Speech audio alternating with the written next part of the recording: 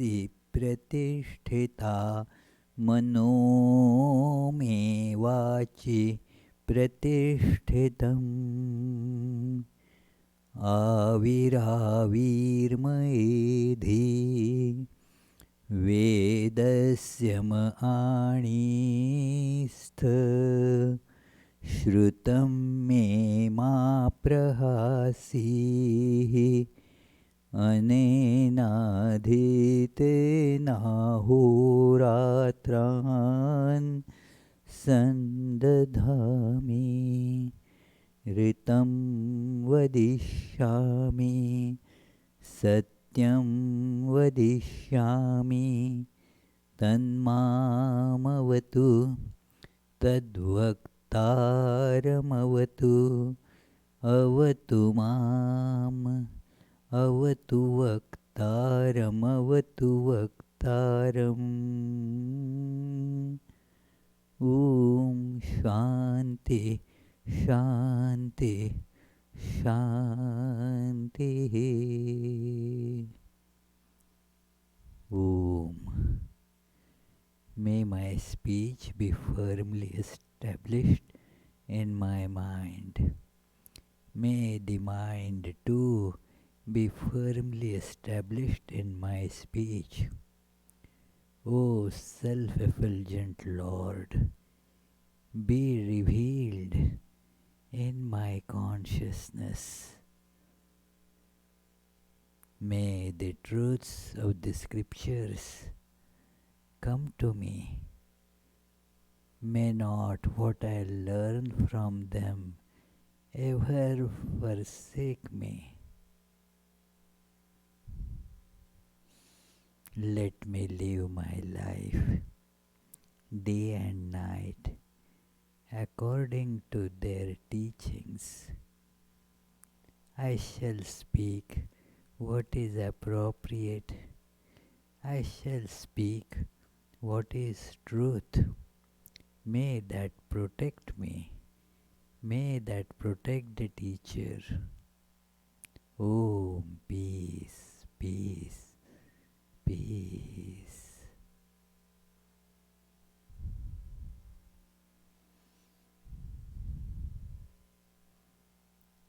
Let us feel our innate, true, divine self in our heart.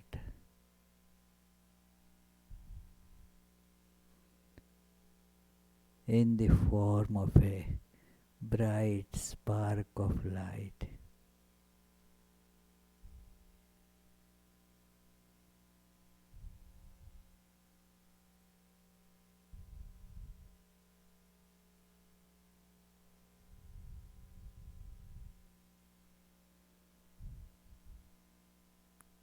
Let us concentrate on it.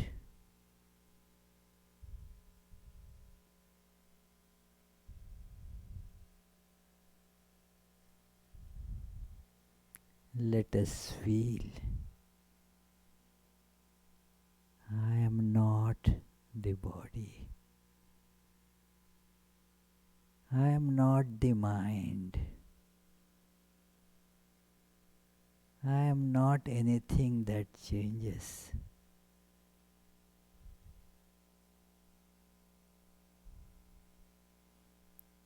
I am the unchanging, all-pervading, ever blissful, ever perfect self. This luminous spark in the heart.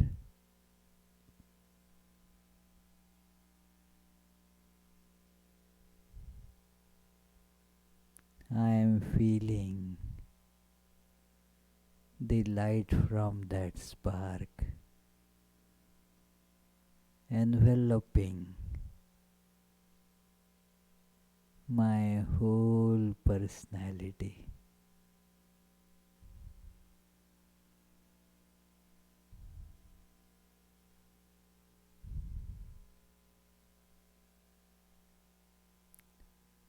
and with that the whole universe too.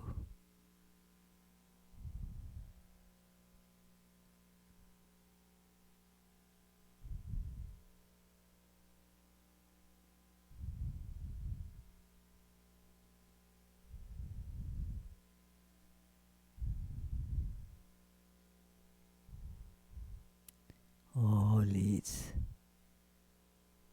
this one without second,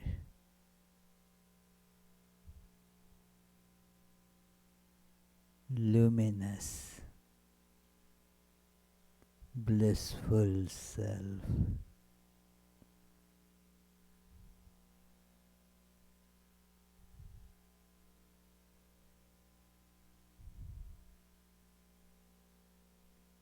Let us feel this very blissful self has condensed into the human form of Sri Ramakrishna.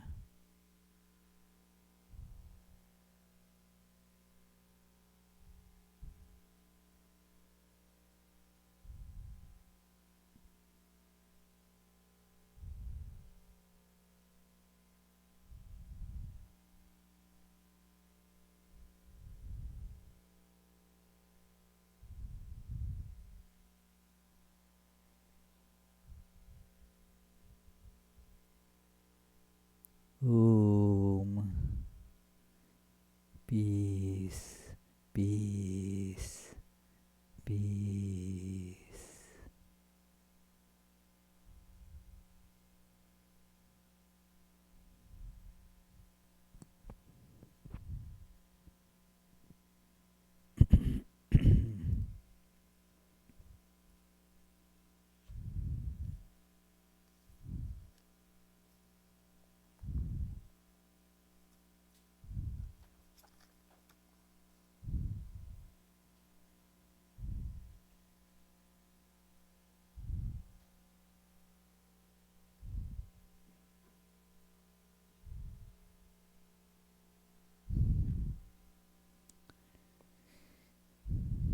So let us begin, friends, today's discussion on this great biography of Sri Ramakrishna with our usual chant. Tava kathamritam tapta jivanam.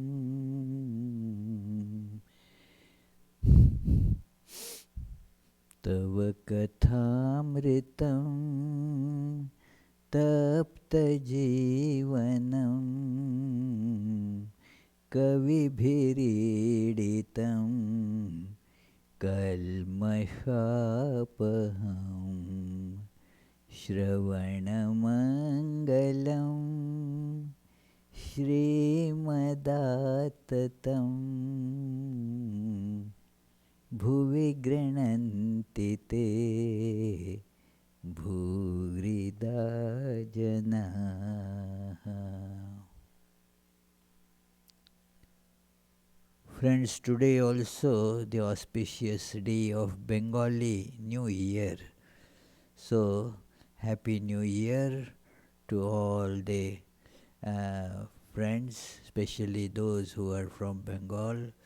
It is also New Year Day for those who are in some southern parts of India like Tamil Nadu and Kerala. So, Happy New Year to them. And let us begin the discussion from where we had left last time.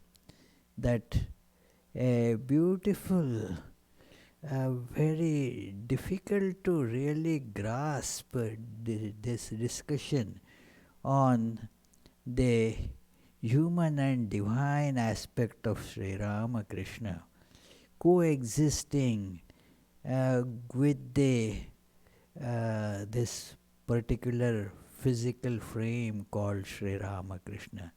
It is human and yet expressive of the divinity.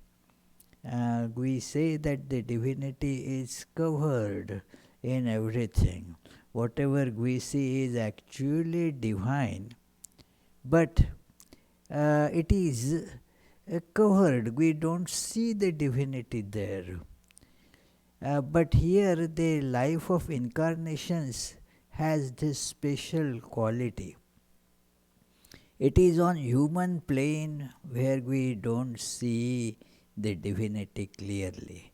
But just in a flash, they transcend that physical human aspect, and the divinity is apparent there while still appearing as if a human being.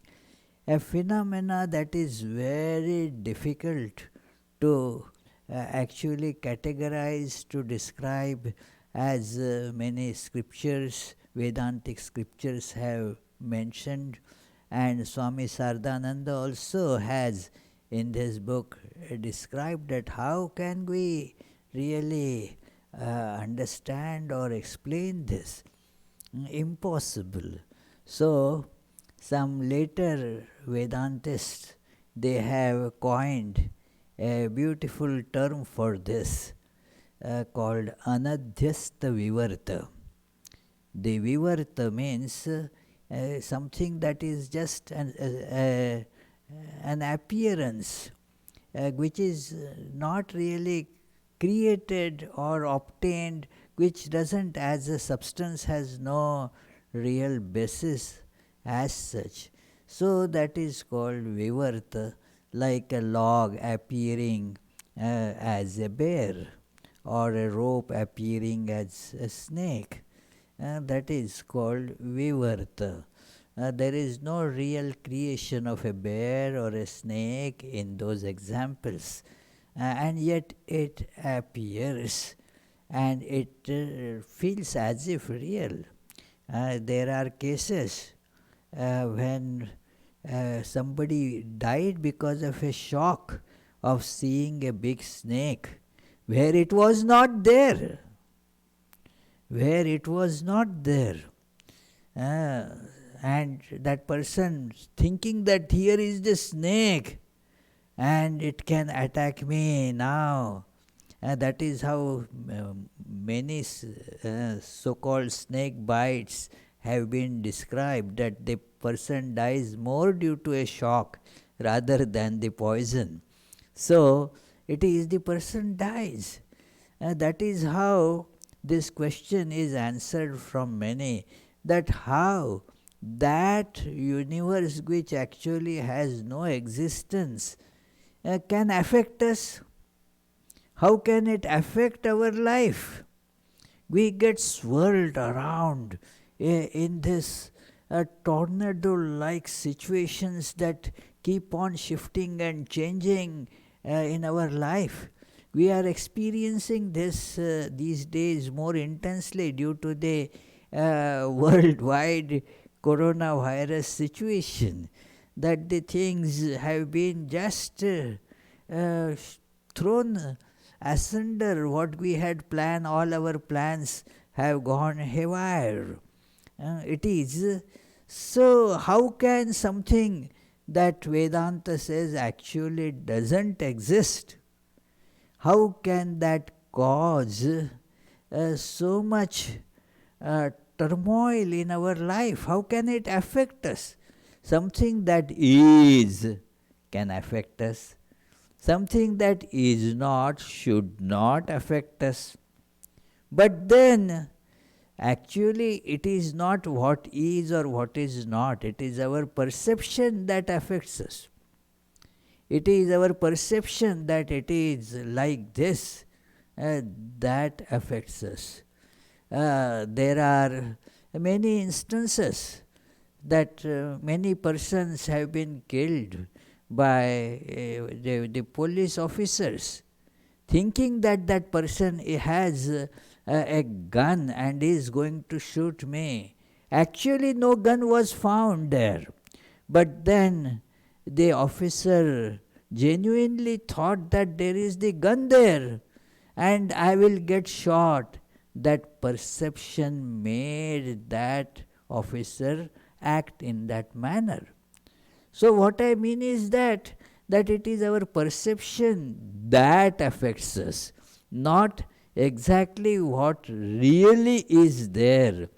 What really is there comes out after examination, but the effect that we have is due to what is our perception. That it is, if somebody perceives some ghost somewhere, then gets affected by that, although there is no such thing, but then that person gets affected by that. So it is our perception that affects us, and thus this phenomena is called vivarta, and the cause of that is told as superimposition, adhyasa. Means one thing gets superimposed on another. Like in that situation, we superimposed the snake on what actually was rope, and so got the effect of seeing the snake. One may not die of heart attack just because of that, but that we may set various types of mental and even physical reactions. Should I just run away from here? Should I call 911? Should I call those who catch the snakes and so forth? Or just go back and run away? Or take some stick and kill the snake? So many reactions would come to mind and in our body as well, created by this superimposed non-existing snake. So this is called normally the adhyastha vivarta in Sanskrit philosophical terms, that it is the appearance of something that actually not there, caused because of superimposition. So this is normally everywhere that we see. By examination we can see that the chairs in front of me are now mostly empty because there is no church. Physical attendance is not permitted due to the lockdown situation. So these chairs, they are for me, they appear as chair. They feel that that is the reality of that.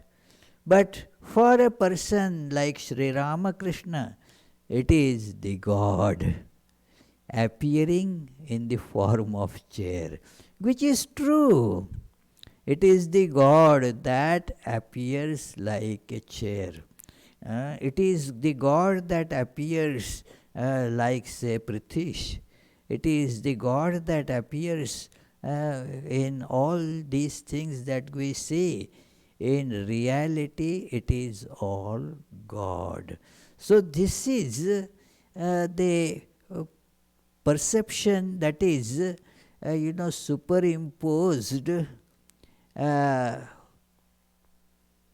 something that actually is not there. We see the superimposition. But in case of God incarnation, there is no superimposition as such that one can see that here is God. God in human form. That is, the form is being seen, which is that human is the vivarta, means it is something that is just appearance. But the Godhood is not covered there. That is the important thing. That the Godhood is seen there. It is, to give another common example, that there are many sweets that are made which look like particular animals. Now, in appearance, it is an animal, but actually it is sweet, and the person, while seeing it, knows that. Like in Bengal, they sell these a sweet meat called sandesh, shaped as a fish. Now the one who goes to buy is seeing the shape of fish there, but doesn't ask the shopkeeper, hey, pack me a pound of fish. Says, oh, pack me a pound of sandesh that looks like. So that appearance of fish has not covered the inner reality, the sandesh. So this is called, therefore, anadhyastha.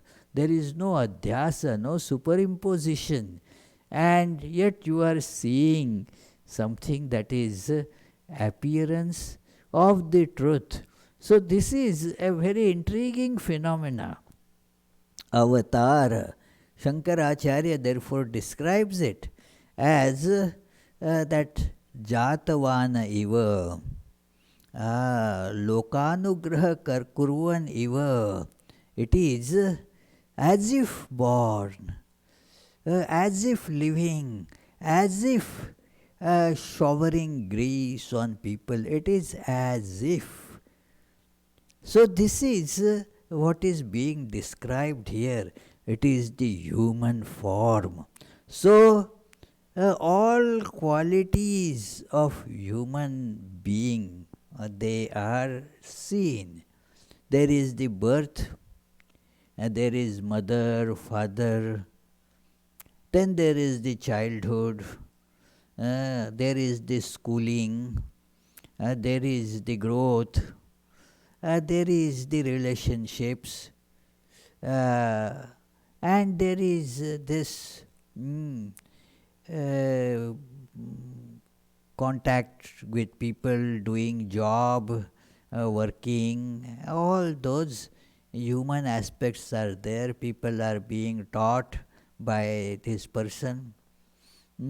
And yet, in and through this human form, characteristically absent is one important thing that drives human beings is, and that is desire. There is no desire, and that is because there is fulfillment.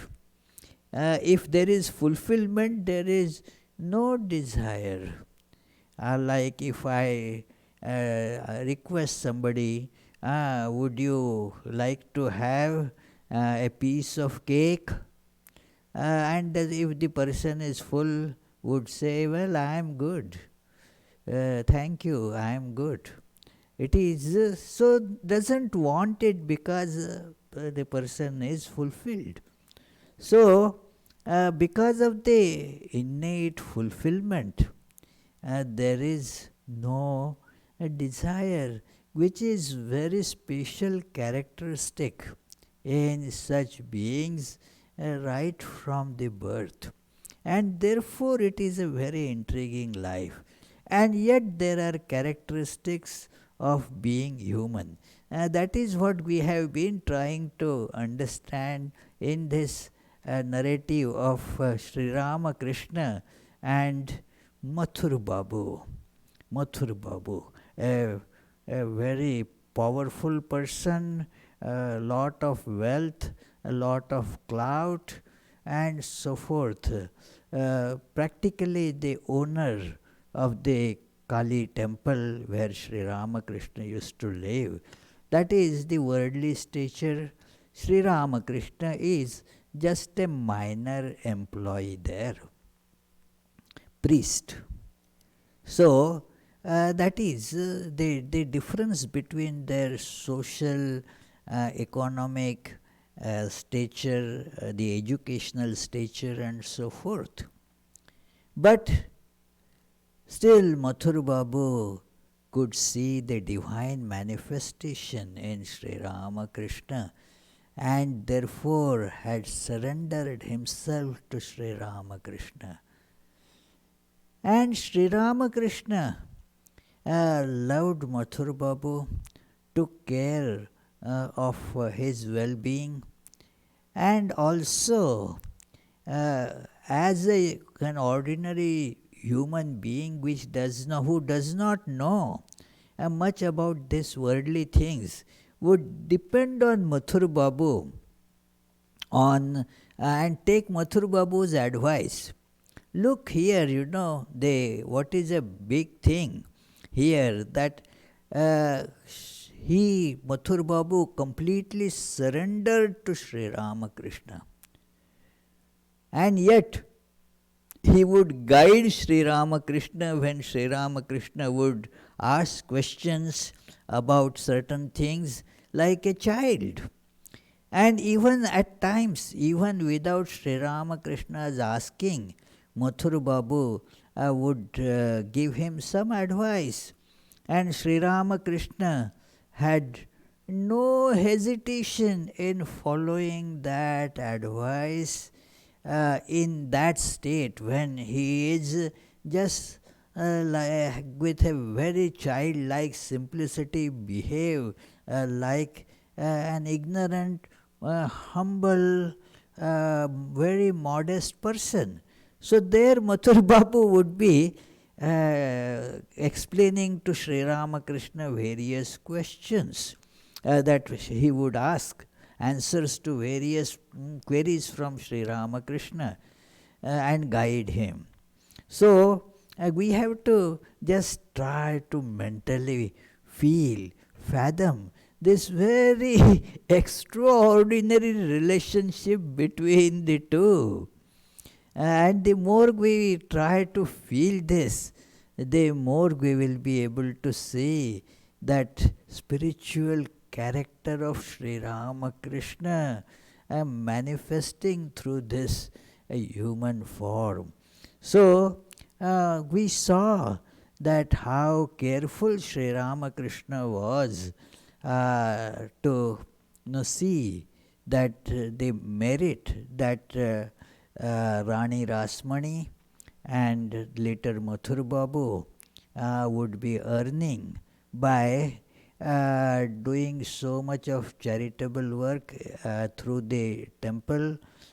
So he would always see that the prasad, the offered sanctified food from the temple, a big portion of it would come to his room, where he would distribute it amongst the holy people.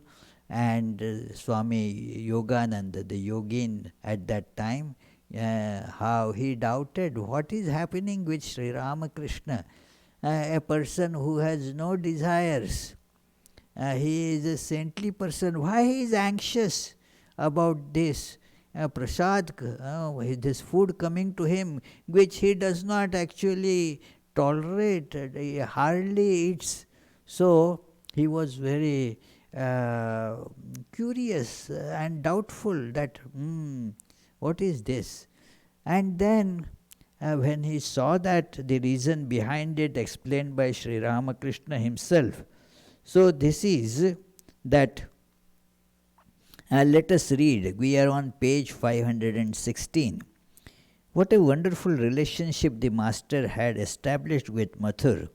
It is clear that the master's unlimited grace intensified Mathur's love until finally the father, that is Sri Ramakrishna, that Mathur Babu used to call Sri Ramakrishna Baba. So that has been now, for the lack of a better word, is put here as father. So it is finally the father became the life of his life. The master's childlike nature also attracted Mathur tremendously. Is there anyone in this world who is not attracted to an innocent naive boy? Innocent, naive boy? Is there anyone who will not keep a concerned eye on his sweet, carefree activities and rush to protect him lest he be harmed in the excitement of play. Moreover, there was not an iota of artificiality or pretense in the master's boyish nature. Very childlike. When he was in that mood, he seemed then that he was truly a little boy, incapable of protecting himself. So it was no wonder that the strong and intelligent Mathur would spontaneously wish to protect him in every respect. Like you see, the grown up people in the household, when they see that the child may come to a harm, if he or she goes to do something that out of curiosity, we all know that the children at that level are like as if they are the monkeys. So they are like the Curious George, that serial Curious George. Some years back, that TV serial used to be there. I haven't watched, but somebody informed me that the fellow would be curious always to do something, and then that would land him into trouble. So it is. So the children, they get into trouble by doing what they should not be, and the elderly grown up people around them therefore keep a watch on them, that hey, don't do that.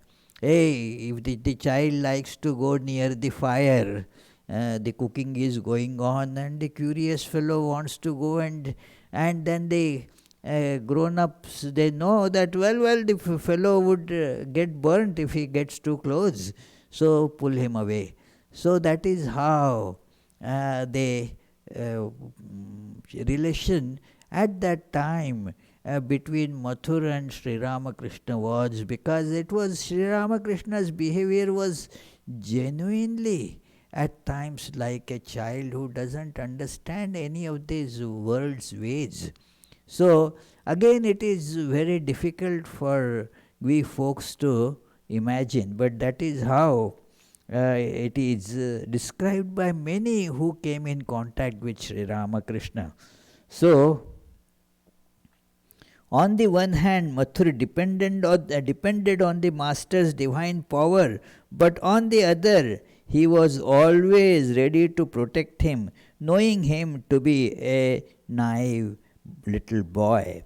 As Mathur observed, the striking uh, combination of all knowing guru nature and little knowing boy nature in the father, Mathur perhaps decided that he needed to protect him regarding worldly matters, including his personal safety, and the father would protect him in matters pertaining to the subtle spiritual realm beyond human sight and power. We clearly understand that Mathur's love for the master took a form that is difficult to understand, because he saw in the mysterious master a wonderful meeting of very complicated and contrary attributes, the divine and the human, and the omniscience and limited knowledge. See, it is, let us try to feel, friends. These are the words that Swami Saradananda, the author of this book, is using to create a word portrait of that Sri Ramakrishna. I'll read these words again, and please try to draw a portrait on your minds, that how Sri Ramakrishna would be looking in that portrait, that he saw, that is Mathur, he means, Mathur saw in the mysterious master a wonderful meeting of very complicated and contrary attributes, the divine and the human, omniscience and limited knowledge. So that is Sri Ramakrishna. You can add to these seeming contradictions. So this is Sri Ramakrishna. Although, and some examples are given here, although Mathur's chosen deity was the father who was established in Bhavamukha and identified with Divine Mother Kali, sometimes he had to console the father in various ways because he was an embodiment of childlike simplicity and dependence. Mathur's genuine love gave him the ingenuity to answer all sorts of questions. Like a mother knows how to, answer a child's very seemingly very difficult questions. Yeah, I remember, that it is, a little child asks that looking at the moon, so, hey, Mom, why the moon does not fall down? Mm. Now, what is to be, now how to answer that, because the child sees everything that he or she hurls up comes down. So, moon is up there. Why does it not fall down? Now the mother has to invent an answer that would somehow fit in that child's understanding. Oh, the God is holding it from the top. And God is holding that moon and therefore it is not falling. Look, if I hold this ball, does it fall? No. So, because God is now holding that moon, it doesn't fall. So, Sri Ramakrishna's childlike attitude, Mathur had to come up with some answers to satisfy his curiosity. So, one day while talking with Mathur, the father suddenly left. He returned with a sad face and asked Mathur, "Can you tell me what kind of disease this is? I saw a worm coming out of my body with the urine. I have never heard that such a worm dwells in the human body. Now what has happened to me?" Shortly before, the very father had been charming everyone by explaining hidden spiritual truths in the simple language. And now the same father was extremely anxious like a boy, considering the unknown, and he was depending on Mathur's intelligence and consolation. Mathur quickly reassured the master. "It is good, father, that it happened. Everyone has a worm in his body that generates lust. It is this lust worm that creates various bad thoughts in the mind and forces one to commit evil. It is the grace of the mother that the lust worm has left your body. Why are you so worried about it?" The father was greatly relieved by this and said, "You are right. It is fortunate that I asked you about it." He was then as joyous as a child. One day the father said to Mathur, "You see, the Divine Mother has shown me many times that this place," showing his own body, himself, has an inner circle of devotees, and that they will come. They will know and hear about God from this place. These devotees will also attain love and devotion and direct experience of God. Pointing to his own body, the master, the mother will play with this body in many ways and do good to many people. That is why she has not yet destroyed this body, but has saved it. What do you say? Can you tell me whether these are hallucinations or true visions?" Now see, master has these visions, But no such devotees, no such people were coming to him at that time. So he was saying, why is it a hallucination? So Mathur replied, why should they be hallucinations, father? The mother has never before shown you anything false. So how can this not be true? This also will come to pass. But why are those devotees so late in coming? Let them come soon, and we shall be happy in their company. Mathur also joined in that concern. Oh, look, why they are not. This is true, this is the vision that you had, and Divine Mother has never shown you anything false. So, this also must be true. But why they are not coming so far? That it is. Father was also convinced that what the mother had shown was true. He said, well, I don't know when they will come, but the mother told me about it and showed it to me in a vision. Everything happens by mother's will. And later on, it is reported when Sri Ramakrishna became so anxious that I was told 100 devotees would be flocking here. Where are they? And then Mathur had told at that time, I am worth 100, isn't it? Think it should. And that consoled, okay, that might be the case. I am worth 100. So it is. So, Rani Rasmani had 4 daughters but no sons. Mathur married the 3rd daughter, and when she died, the youngest one. During her lifetime, the intelligent Rani carefully distributed the shares of her estate among her sons-in-law, so that later on there would be no dispute amongst them on that account. One day, after the distribution of the estate, Jagadamba, who was this wife of Mathur Babu then, went to bathe in a pond that belonged to her sister. There she found a fine bed of watercress and plucked some to take back with her. The master, who happened to be passing, saw her do this. Immediately there was a great commotion in his mind. It is very wrong for Jagadamba to take something that belongs to another in this way.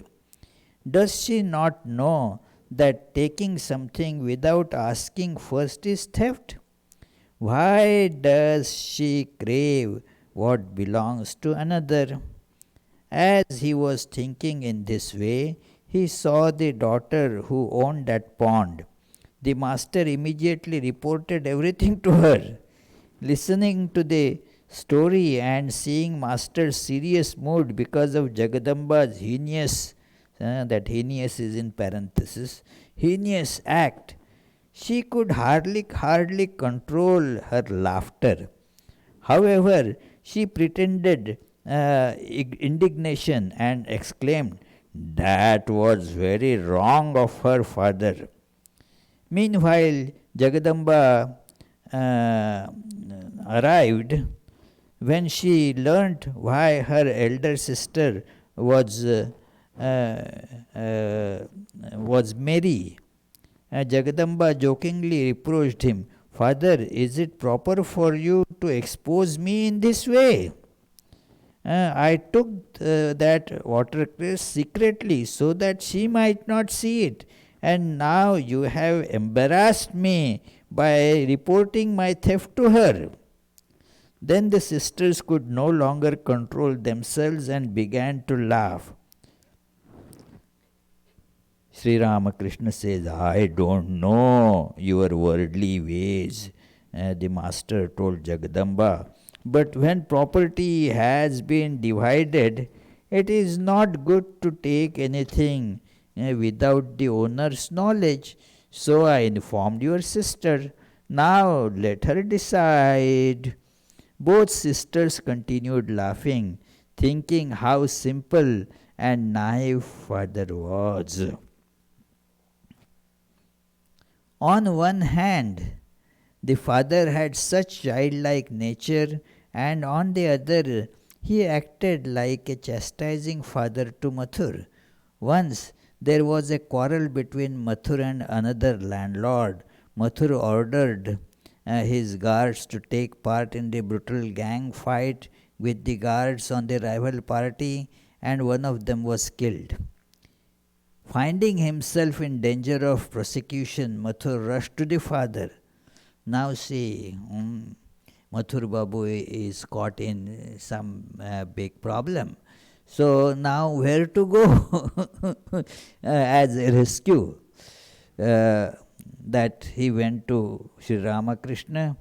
Father, save me. Annoyed, the father scolded him, saying, Rascal, you will create a row every day and come and cry, save me. What can I do? Go and suffer the consequences. But at last, seeing Mathur's deep anguish, the master said, Well, it will be as mother wills. In fact, Mathur escaped that calamity. We can cite many similar examples that illustrate the master's paradoxical nature. As he witnessed these events, Mathur was firmly convinced that his body, his own wealth, prestige, power, and everything else were due to the grace of the wonderful Father. So it was not strange that Mathur could pay obeisance to the Father as an incarnation of God, that he would maintain unwavering devotion and faith in him. The extent of a worldly man's devotion can be measured by the money he spends on that which he adores. It is for worldly people, money is a very big thing, although one does not like to confess that, but by the actions one can see that it is, if the money is getting lost, people rush. Hey, why you are doing all this right now? I have to act quick, otherwise I will suffer a big loss. It is monetary loss. People say this example I cite many times, that if they are asked, well, you know, you are a spiritual aspirant, be very particular to do your meditations, get up early in the morning, and say get up at 5 a.m. and start meditating. Many of them would say, and I have heard this, means not that because I like people to come and meditate in the morning. Everybody should, because that is the hour that is prescribed by the scriptures. Who knew that get up early in the morning, before sunrise at least, and then spend time in meditation. Swami, that is not the time that I think I can get up. No, I will not. Later, after all, it is said that you can take the name of God any time, and they will quote the scriptural authority for that, as if scriptures are just meant to support one's weaknesses. So it is. But come, you know that their job requires them to start it at 4 a.m. They would be ready sitting there before that time, because now it is question of money. Meditation, well, they don't. Who understands the value of meditation? But money, I can't, let that go.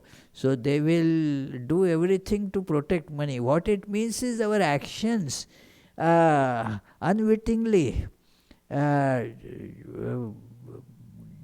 display our attraction towards money, the hold money has on our minds, that for money we will do something, that it is, therefore, you can see how Mathur would spend money on Sri Ramakrishna without the slightest hesitation. Slightest hesitation. He was, as such, very calculative. He wouldn't spend 2 pennies when 1 penny would be able to do the work. That has been described earlier in discussing Mathur's characteristics.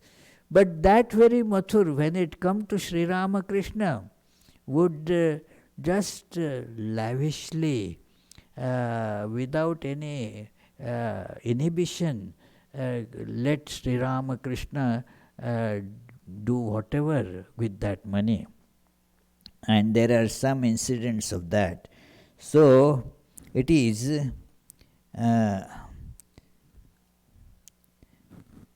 Mathur was a little miserly, but he spent money freely to please Master, proving that he indeed had sincere love for and faith in the Master.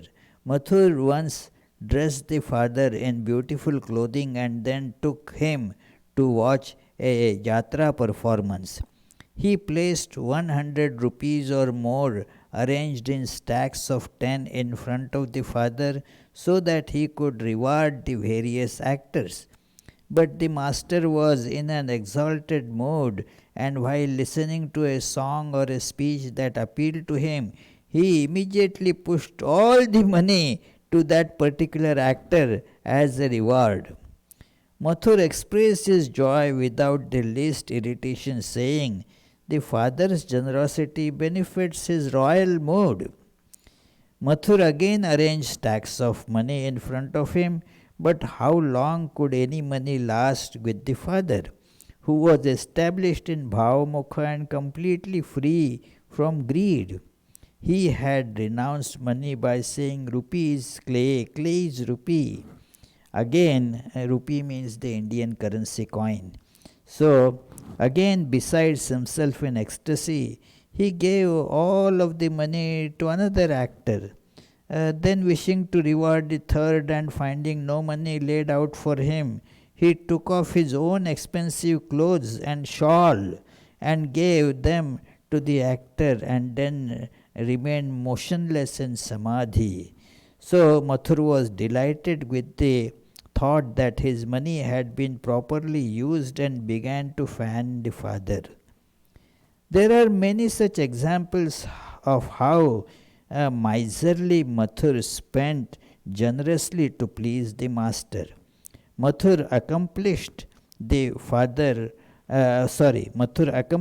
father on a pilgrimage to Varanasi, Vrindavan, and other places. At Varanasi, according to the father's wishes, he dispensed charity like a wish-fulfilling tree. He gave people whatever articles they needed. He then asked the father to request something for himself, but the latter, that is Sri Ramakrishna, could not find anything he lacked. At last he said, "Give me a water pot." Mathur's eyes filled with tears at that spirit of renunciation. On the way to Varanasi and Vrindavan, the party stopped for a few days at Devghar to visit the famous temple of Baidyanath Shiva. The master was overcome with compassion when he saw the miserable condition of the poverty-stricken people in nearby village. He said to Mathur, "You are a steward of mother's estate. Give each of these poor people one piece of cloth and one good meal, and also some oil for their heads." At first, Mathur was reluctant. He said, "Father, this pilgrimage is going to cost a great deal, and there are many people here. If I give them what you ask, I may find myself short of money later. What do you think I ought to do?" The father paid no heed to that excuse. overwhelmed with compassion, he shed tears at the sight of the villagers' abject misery and cried in anguish, "You wretch! I am not going to Varanasi. I am staying here with these people. They have no one to care for them. I won't leave them." Like an obstinate child, he left Mathur's company and sat with the poor villagers. Seeing such compassion in the father, Mathur had cloth brought from Calcutta and fulfilled his other request as well. The father was pleased by the villagers' happiness. He then took leave of them and joyfully left for Varanasi with Mathur. He heard that another time the master went with Mathur to a village near Ranaghat in his estate, where he had similar feelings of compassion for the pitiable condition of those villagers, and made Mathur to do what he had done in Devghar. So this was how at the insistence of Sri Ramakrishna, Mathur would really pour the money to fulfill that. And these incidents are many times cited, that this is how Sri Ramakrishna himself began the relief, rehabilitation, charitable activities which have been taken by the organization that started in his name, inspired by Swami Vivekananda, that Ramakrishna Mission. Ramakrishna Missions does all the various types of philanthropical work, helping poor people, the destitutes of various types. And well, many question, is this in the line of the teachings of Sri Ramakrishna? Well, look, Sri Ramakrishna did it here. And of course, Sri Ramakrishna's that teaching is there, that thinking of a person as manifestation of God. See Shiva in a Jiva. Jiva is the limited being. See Lord there, Shiva, and then serve that God that appears as these people who need things. So serving like that is a difference is there between the philanthropic service of humanity by kind-hearted people. That is good, but there the idea is that these people are just suffering, and let me help them. But in Sri Ramakrishna's advice, it is not like that. It is you worship them. Like God does not need anything from you. What help can you ever think of rendering to God? These are all manifestations of God. Serve them. So this becomes a worship, a spiritual practice. This is not a mere philanthropy, friends. It is, maybe doing good to people, but it is that is not at all the intention there.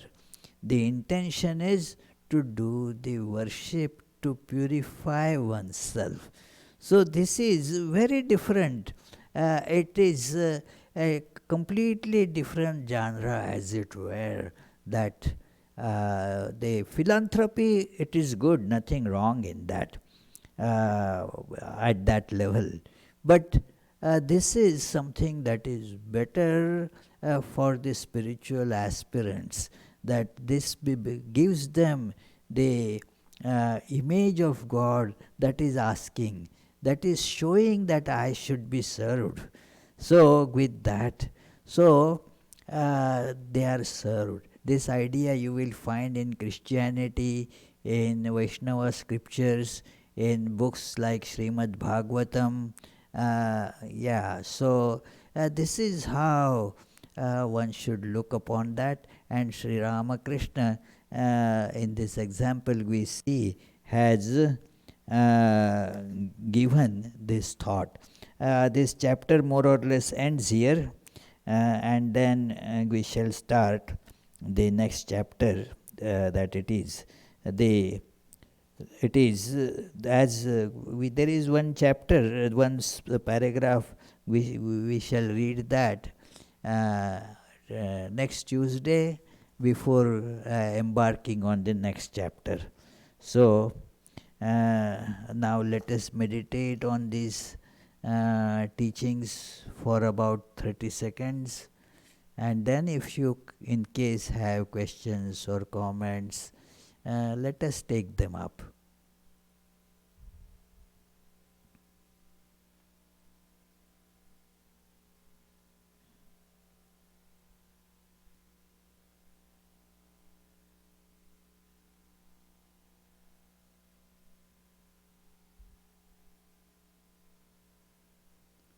Yes, please. First question is from Om Lasi. Pranam Swamiji, does it mean we as a body mind complex superimpose on Atma? Kindly further open this secret. Please read again. It is We, read slowly, we, don't read fast. we as a body mind complex superimpose on Atma. Kindly further open this secret. Well, that is true. Everything is who superimposes, that question can never be answered. Who did this superimposition is not within the framework of logic, because the logic begins after superimposition. The logic is only within superimposition.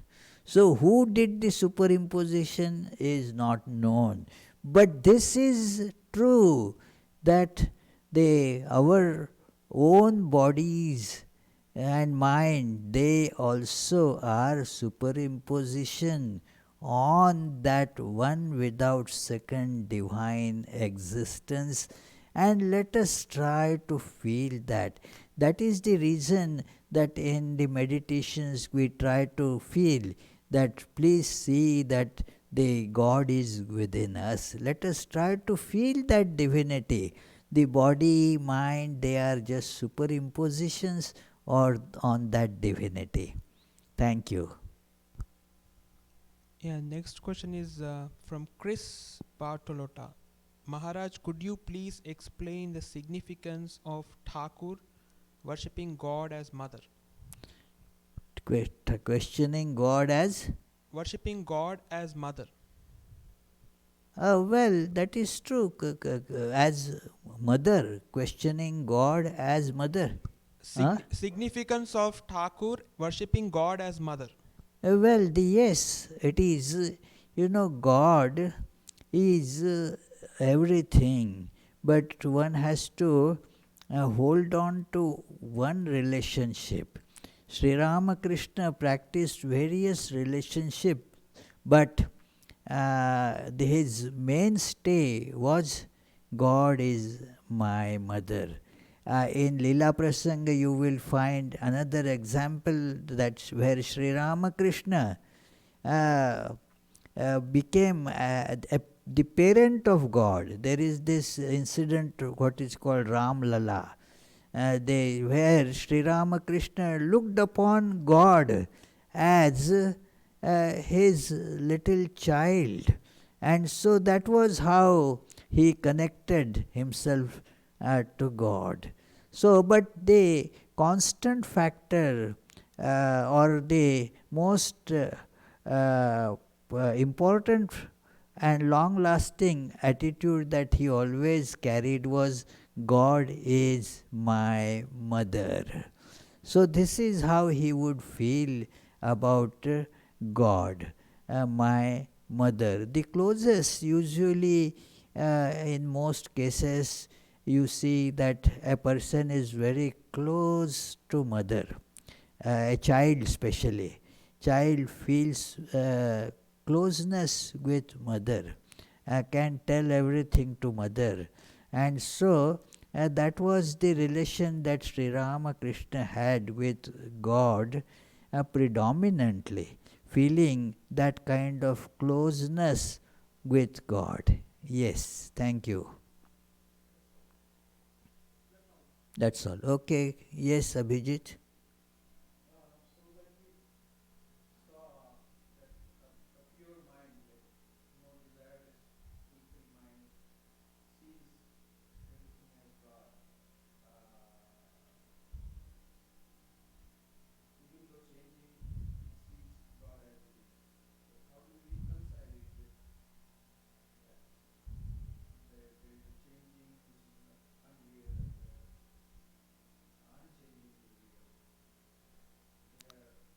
Well, it is that is how this is the changing and unchanging. These two are reconciled in Sri Ramakrishna at that level. It is like I give that example many times. If we are babies, say, look at babies. They take those animal crackers, the biscuits, animal crackers, as if those forms are real. And they therefore cry for those forms. It is futile to explain them that, oh, well, they are all same. No, I want to eat only the crocodile. So, that is, so when we are spiritual babies, we don't see that the forms that appear, they do not hurt the inner oneness of the divine principle. The external variety, our somehow our awareness puts these two ideas against each other, one and many, formless and form. Actually, even in our experience, we can see that is form of the formless. So, when you see a form, you do not become oblivious of the formless. Like you see ice and water and the steam, you see that the three are different forms, but the substance is same. So, but that doesn't mean you will call the ice as water. Or when you want to say have ice put in your say water, somebody cannot just pour some more water there. You want ice, but you still are aware that in and through these different forms there is the same reality. So Sri Ramakrishna and even any person who is raised to that level of awareness, there is no contradiction involved in it. That is how that there is no contradiction in that. So therefore he has used the word paradoxes. Paradox is a seeming contradiction. When you raise your awareness, then the seeming contradiction dissolves, and therefore it is called paradox. It is not a bona fide contradiction. So it is when you raise your awareness, then all these seeming contradictions, they get just dissolved. There is so there is no contradiction. Like in the Bhagavatam class, the first verse we recite, that Satyam Param Dhimahi. In the translation, that beautiful thing comes there, I am not telling the original because the original words are very poetic there.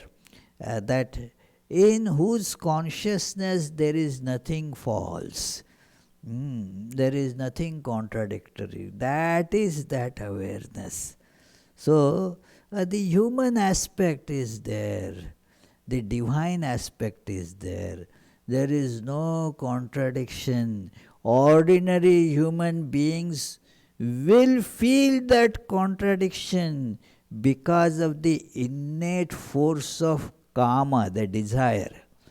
The desire is there, and that completely just counters the idea of God who is fulfillment. So, but the one who is Atma Rama, the fulfillment, does not therefore find any contradiction in that. So, let us conclude with the closing prayers.